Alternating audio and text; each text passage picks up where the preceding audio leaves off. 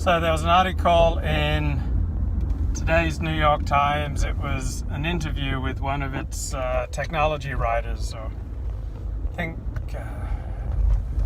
Anyway, he was talking about how he uses tracking. So he tracks everything he eats, and that helped him lose 30 pounds over the past year. He tracks how much exercise he gets. There's an app for that.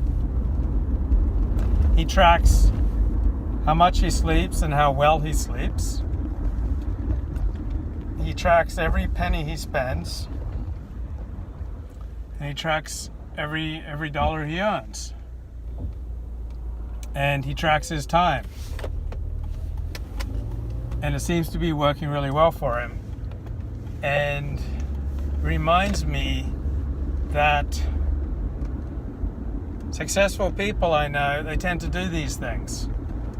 And these are common tools in a whole bunch of different 12-step programs that I know. That in a sex addiction program, you try to spend your life in top-line behaviors. So those are where you're at your best. So healthy work, healthy exercise, healthy food, practice of your religion, meditation, study, prayer, hobbies, things that keep you away from your addiction. Then there are middle line behaviors such as watching Netflix or TV, which not necessarily the most healthy, but you're not necessarily just hanging out on the abyss of your addiction. And then there are about at least 8 different 12-step programs to deal with food, and all of them have you track what you eat. And they also give you specific times of the day that you should eat. So you should eat breakfast between 6 and 8. You should eat lunch between 11:30 and 1:30. You should eat dinner between 5 and 7. And people who are addicts, okay? Like, what type of people are we talking about? We're talking about people who had their soul punctured in childhood, okay? Just people who are just so beaten down in childhood, didn't have a safe place to turn for their anxiety, didn't learn how to connect normally with other people, and so they grow up without knowing boundaries. They grow up without common sense. They grow up without knowing how to connect normally and healthfully to other people. And so it's about half the population, it seems, are particularly prone to addictions. And then the other half of the population, they're not addicts at all. And so being someone with a lot of tendencies towards emotional addiction, I've really come to identify with the 12-step recovery world, and I like these tools of tracking. They've been valuable, and it doesn't mean that I do them every day. It doesn't mean that I do them perfectly, and it doesn't even mean that I still use all of them today. So for about 3 months, I tracked everything I spent and everything I earned. And after that, it was a holy exercise. Like, I felt God was in that, because God is in the details. And I did notice that there were things that I did not buy because I just didn't want the hassle of writing them down. So even though I don't track my spending and earning nearly as rigorously as I used to, at least I did it for 3 months, and I got an experience of it, and it affected me. And then I don't track my time as rigorously as I used to, because my time is scheduled. Okay, boom, boom, boom, boom, boom. It's pretty much scheduled throughout the day and on weekends. I have all sorts of commitments, and so whenever my time's not scheduled, which amounts to about 4 hours a day, weekdays, and on weekends probably have about 8 hours or so each day that's not scheduled, 8 to 10 hours not scheduled. So I don't track that time. I'm off the clock because I've got so many commitments, obligations. I don't feel the need that I need to keep tracking because I've already got it lined up.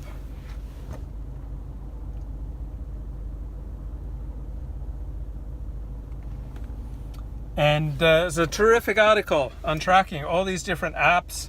So he was also asked, like, what are some things that you can buy to improve the quality of your life? And I've seen this list on different places, and I remember all these lists mention cordless headphones. So finally broke down and bought cordless headphones today. And I don't write down everything that I eat, but I see the power in that tool.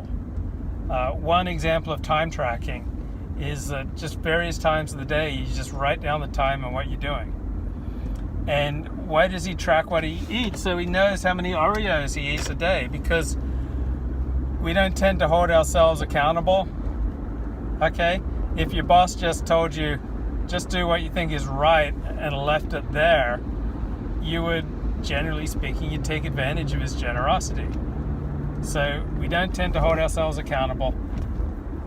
Therefore, I'd say half of us need to track. And anything that you're having a scarcity in, such as time, money, or problems with, you've got to track. Okay? If you're having problems with your sleep, you need to use an app to track the quality of your sleep so that you can pinpoint the problem. And if you're having problems with debt, debting is a disease of vagueness, you've got to track everything you spend. And that act of tracking will reduce stupid, heedless spending, thoughtless spending. Another tool in Debtors Anonymous program is that if you're ever going to spend over $300 for something that's not necessary, that you call someone in the program first. So you can take your time tracking tools, your spending tools, your earning calculations, and you can take them to what's called a pressure relief meeting in Debtors Anonymous, or an action meeting in Under Earners Anonymous, and then you can get feedback from other people who've, generally speaking, they've worked the 12 steps, they're more accomplished in the program. Historicity, I don't remember anyone getting under my skin. Okay, look at my forehead. Okay, you see lines on my forehead, except when I have to strain to pull forward. There are no lines on my forehead. Okay, my forehead is clean. My forehead is clear. My forehead is unlined. I'm talking forehead nationalism. Why is my forehead free of creases? Why is my forehead such a beautiful forehead? Why aren't there all these weird lines and wrinkles and tension patterns around my forehead, around my face, around my eyes, around my lips? I'm a 52-year-old man. Why don't I have wrinkles? Because people don't get under my skin. Rarely do they get under my skin, and when they do, it rarely lasts. I'm not a guy who's worried, not a guy who's filled with resentment or anger. And if you don't believe me, just look at my forehead. Yeah, there's a scar right here. Okay? There's a scar when I had a traffic accident when I was 19. Other than that, my forehead is clean and clear because I don't have unnecessary tension. My shoulders are not aching. My shoulders are free. My arms are free. My voice is not strained. The skin around my eyes is free of tension. The skin around my lips, the muscles around my lips, free of tension. The muscles in my face and forehead, free of tension. So how do I do thousands of hours of live streams and I've never yet said something that I regretted so much that I felt the desire to take it down? I haven't even felt the desire to take down anything I've said in these live streams, let alone actually doing it. I've never had to take down anything I've said. because people don't get under my skin and trigger me into saying things that I regret. And how do you know that's true? Just look at my forehead. No creases, no lines, no wrinkles. You're responsible for your face over 40, okay? So that's because your habits, your patterns show up on your face. So if you're frowning all the time, your face will be filled with creases, lines, wrinkles, and frowning patterns. If you're smiling all the time, there will be smile patterns on your face. So whatever weird tension patterns you've got going in your life, they will start to etch their way into your life. So a lot of friends I know in their 30s, their forehead is just filled with wrinkles and creases and worry lines because there's all these weird interfering tension patterns. And every day that goes by, those lines just get deeper and deeper, and Botox won't get rid of them, and acupuncture won't get rid of them, because these are ingrained, usually unconscious reflections of tension patterns, meaning tightening, constricting like this. And the more you do this, the more you tighten, compress, pull down, tense up, squeeze yourself, then the more those patterns get ingrained. But if you don't do that, then you get a beautiful face like mine. Like, this is the face of freedom. This is the face of joy and happiness and love. Okay, this is a face of love and service. Okay, this is no wrinkles nationalism. That's what I'm all about. And one of the things that can contribute to no wrinkle nationalism is you track your time, you track your spending, you track your earning, so that you're on top of things. I've gotten into the habit, I just check my bank account every day. And I do use one credit card. So Debtors Anonymous struggled over this for many, many years. Then finally they came down on the side, you should never use a credit card. Well, I have one credit card, I use one credit card, and pretty much every day I check the balance. I pay it off in full every month without a problem. And so I'm tracking that way my spending and earning. It's a lot more effective than just checking it once a month. And therefore, I don't need to worry. I don't have worry lines on my forehead and on my face. I'm a happy guy. So yeah, I've got lots of areas where I need to improve. Need to improve on the quality of my sleep, but last 3 nights have been pretty damn good.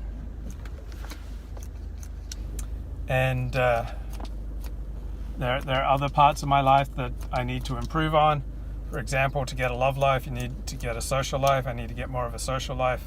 Spending an awful lot of my time on these streams, preaching the gospel. So yeah, I need more of a social life, spend more time with friends. Improve the quality of my sleep. Doing pretty good on the exercise front. Biking about 4 miles a day on average, 5 days a week. Doing push-ups and planks. So my body's free of unnecessary tension. I don't have any aches and pains. And I just love that tool of tracking. So check out that New York Times article. When I get home, I will put a link to the New York Times article in question. Just a lot of good ideas for how you can track and stay in control of your life. And we don't naturally hold ourselves accountable. We naturally just want to take the easy way out. Yeah, there are 92 different 12-step fellowships. Yeah. And if you've got a particular problem, it really helps to be in that particular fellowship. So yeah, the 12 steps will translate to anyone, even if you don't believe you have an addiction. Everybody has parts of their life that they don't feel in control of. And every day I like to come back to thinking about, reflecting on which parts of my life have I struggled with not having control over, and just remembering that there's a lot of things I don't control. I'm just a bloke, I'm not God. And the capacity to make good decisions in certain areas of life does not come naturally to me. So I need to remind myself of that every day, like the areas of sex and love and relationships and living in community, spending, earning, prosperity. A lot of these things, prosperity does not come naturally to me. So I just come as a relief. Oh yeah, the capacity for me to make good decisions in the area of wealth development does not come to me. Yes, I talk more about the 12 steps than I talk about Orthodox Judaism. Because for years I talked more about Orthodox Judaism than I talked about the 12 steps. And Orthodox Judaism is great, but it's not going to overcome your addictions. So I used to have an audience that was in large part Orthodox Jews. Now, overwhelmingly, my audience is not Jewish. And so I don't talk as much about Orthodox Judaism, but if I get excited about something, I'll definitely talk about it.